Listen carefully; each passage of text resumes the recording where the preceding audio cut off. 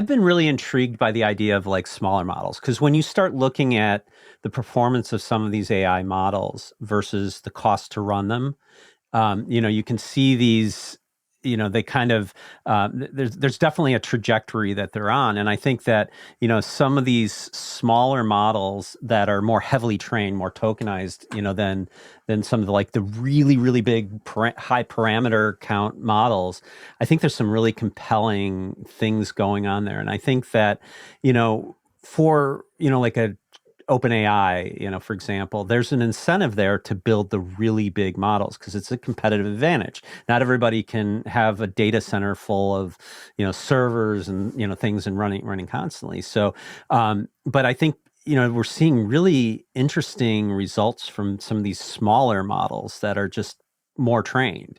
And putting them together with agents, which I would love to get your take on, smaller models, agents, moving it from the data center more back towards the edge. Obviously